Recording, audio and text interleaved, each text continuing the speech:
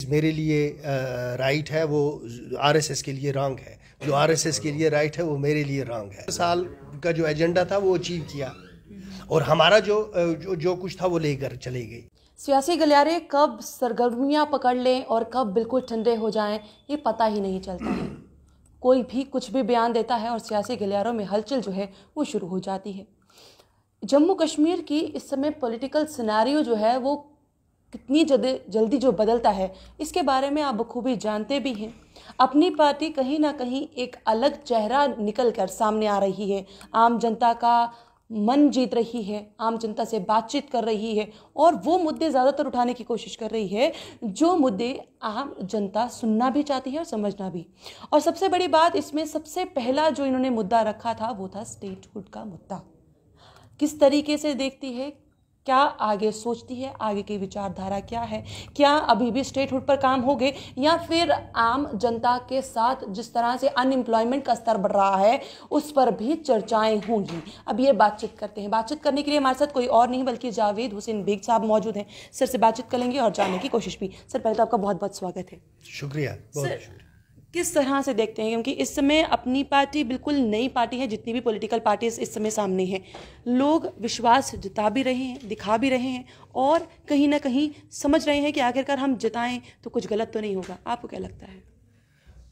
जब हमने पार्टी बनाई तो उस वक़्त हमको बखूबी एहसास था कि लोगों में बहुत शक शुबहात होंगे कि जिन हालात में हम पार्टी बना रहे थे, लेकिन मुझे ये लगता है कि जो उस वक़्त हमने फ़ैसला किया कि पार्टी बनानी चाहिए और लोगों को जो चाहे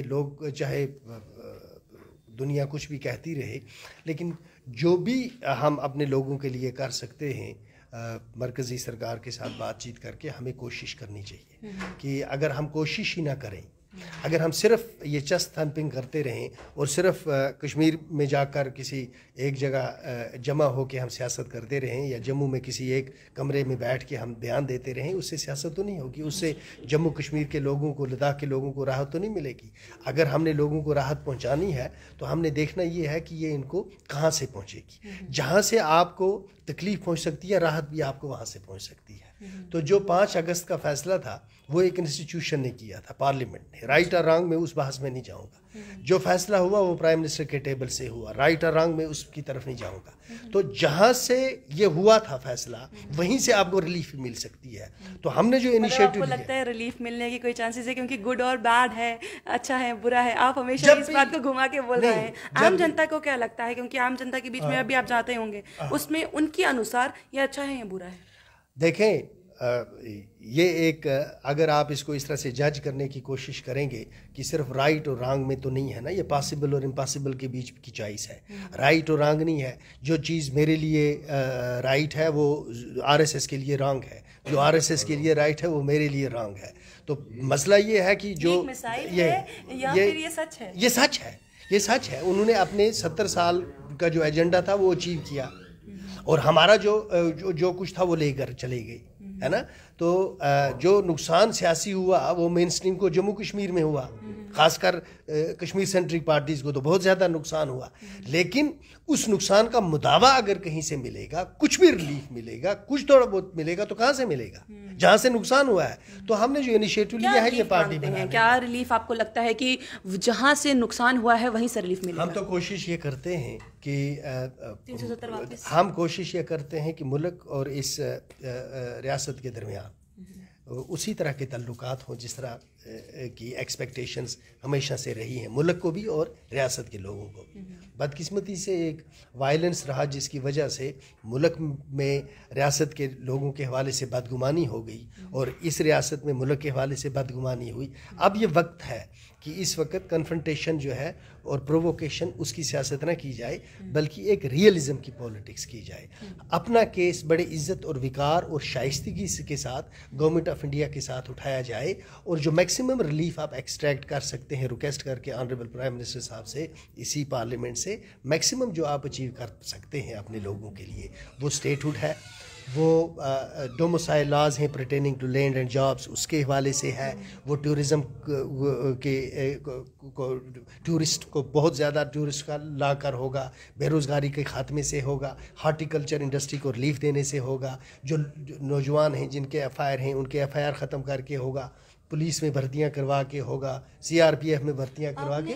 तो डोमिसाइल लैंड के लिए भी बोला लैंड एंड जॉब्स। जी, मुजफ्फर हुसैन बेग साहब ने एक प्रेस कॉन्फ्रेंस की थी और उन्होंने उसमें कहा था कि अगर 370 नहीं तो 371 ही दे दीजिए। ये क्या कभी 371 की बात किसी और पॉलिटिकल पार्टी ने ना तो उठाई, ना कभी इस पर बातचीत करने की कोशिश की? क्या आपको लगता है कि 371 अगर आ जाए तो यहाँ के लोग थोड़े से जो परेशानी से जूझ रहे हैं वो थोड़ी कम हो सकती है? क्योंकि हमारे बिल्कुल पड़ोसी अगर राज्य की बात करें उनके पास तो ये है। इस सिलसिले में मैं ये समझता हूँ कि ये जो आने वाला असेंबली इलेक्शन होगा, ये असेंबली इलेक्शन डिसाइड करेगा, आने वाला असेंबली इलेक्शन जो होगा ये डिसाइड करेगा कि जो असेंबली बनती है इस यूनियन टेरिटरी की, अगर ये स्टेटहुड के में होता है, स्टेटहुड के बाद होता है तो असेंबली रियासत की, नहीं तो यूनियन टेरिटरी की जो असेंबली होती है ये किस तरह की असेंबली बनती है। आपको नहीं लगता कि एक जो स्टेटहुड का जो मसला है जो आपने पहले ही दिन से उठाया है वो कहीं ना कहीं एक पॉलिटिकल मैनिफेस्टो का एक पार्ट बन जाएगा कि भाई हम स्टेटहुड वापस देंगे अगर हमको आप वोट देंगे, तो वो चीज़ नहीं आ जाएगी? ये देखें ना, ये इस वक्त अनरिटन मैनिफेस्टो भी हमारा यही है कि स्टेटहुड हो और उसके साथ डोमिसाइल लॉज जो हैं पर्टेनिंग टू लैंड, इसका फिर लाभ उठा लेंगे। तो देखिए बात यह है कि रियासत के यूनियन टेरिटरी के लोगों को फ़ायदा मिले, इसमें बेनिफिशरी जो भी हो सो भी हो, वो माने नहीं रखता है। क्योंकि सर अगर आपको याद हो कि 4G अभी वापस आया है, इस पर भी काफ़ी ज़्यादा सियासत जो है वो उठ रही है कि भाई कोई कह रहा है हमने लाया, कोई कह रहा है हम लाए, कोई कह रहा है हम लाए। मैं समझता हूँ कि ये जम्मू कश्मीर के लोगों का हक था कि यहाँ जो टेक्नोलॉजी बाकी मुल्क में है यहाँ के लोगों को भी मिले। अगर ये पहली बार भी आती तब भी कोई एहसान नहीं होता, अब भी आई है तब भी कोई एहसान नहीं है। और ऐसे कामों जो ये काम हो जाते हैं, इन कामों का अपने लोगों पर एहसान नहीं जतलाते। हम यहाँ अपने लोगों की खिदमत करने के लिए हैं। आप सियासत में इसलिए होते हैं कि आप लोगों की नुमाइंदगी कर सकें। आपको जो पहचान मिलती, इस वक्त जो मुझे पहचान मिली है ये उन लोगों के वोट की वजह से मिली है। अब कितनी बार मैं अपने एहसान उन पर जतलाऊं कि मैंने आपको जी 4G दे दिया, वो बेचारे पेमेंट करते हैं तब जाके कोई मोबाइल चलाता है।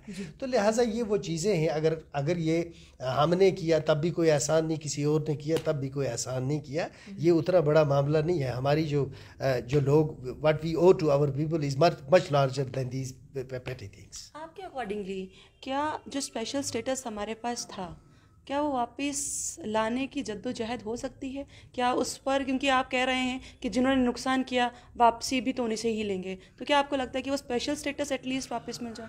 उस स्पेशल स्टेटस की कदर किसने की? ना उस स्पेशल स्टेटस की कदर मेन स्ट्रीम वालों ने की, ना सेपरेटिस्ट ने की। लोग ये समझते थे कि ये स्पेशल स्टेटस जो है ये तो हमारे पास है, हम इसके अलावा और भी लाएंगे। तो जो वाइज लोग होते हैं वो जो उनके पास होता है उसको कंसोलिडेट करते हैं। जो फूल्स होते हैं वो बुश के 2 वर्ड्स के पीछे दौड़ते हैं और जो अपने हाथ में होता है उसको भी फुर करवा देते हैं। तो मेन स्ट्रीम की जो लीडरशिप रही है उनकी ये गलती रही कि वो a hand in bird is worth two in the bush भूल गए। वो बुश के पीछे दौड़ते रहे, सेल्फ रूल और ऑटोनॉमी के पीछे दौड़ते रहे, और जो 370 और 35 से था ये भी गंवा बैठे। अब ये वापस आएगा कि नहीं आएगा ये वक्त ही फैसला करेगा और मुल्क का सुप्रीम कोर्ट करेगा। मुझे इसके बाहर कहीं और कोई रास्ता नज़र नहीं आता। क्या लगता है कि आने वाले समय में अगर चुनाव होते हैं, अपनी पार्टी आम जनता में कितना भरोसा तब तक बना पाएगी और उन लोगों की बात को सुन पाएगी? क्योंकि हमने बात शुरुआत में की थी अनएम्प्लॉयमेंट की, और अनएम्प्लॉयमेंट का स्तर जिस तरह से बढ़ रहा है वो कहीं ना कहीं आम जनता के लिए परेशानी का सबब ज़रूर बन रहा है।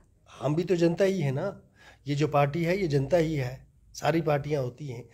लेकिन मैं आपको एक बात बताऊं, ये जो हमारी पार्टी है, अपनी पार्टी, आप इसको मैं इसलिए अपनी पार्टी कहता तो वो अजीब सा लगता, हमारी पार्टी जो है अपनी पार्टी, इस पार्टी में आप देखें तो आपको ये लगेगा कि इसमें वो कोई वो ख़ानदानी राज का सिलसिला नहीं है। जितने भी इसके अंदर लोग हैं ये आम घरों के लोग हैं।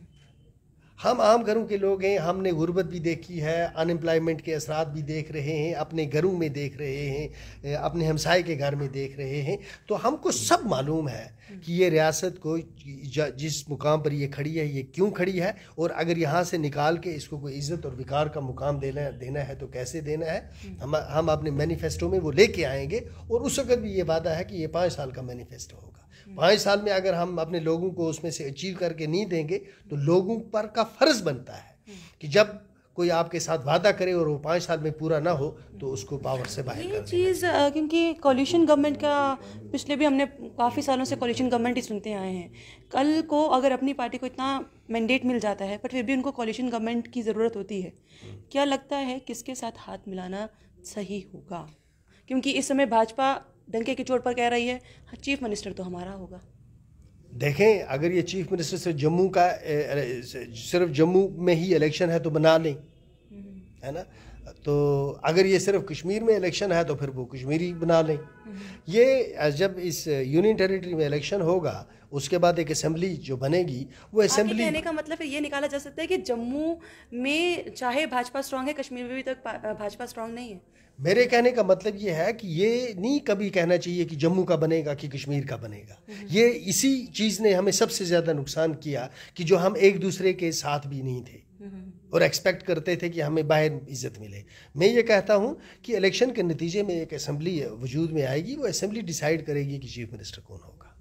कोलिशन गवर्नमेंट लगता है किसके साथ अगर बनेगी तो मैं तो पूरा यकीन है मुझे कि हमें अच्छी मेजॉरिटी होनी चाहिए, कोलिशन की ज़रूरत ही नहीं पड़नी चाहिए।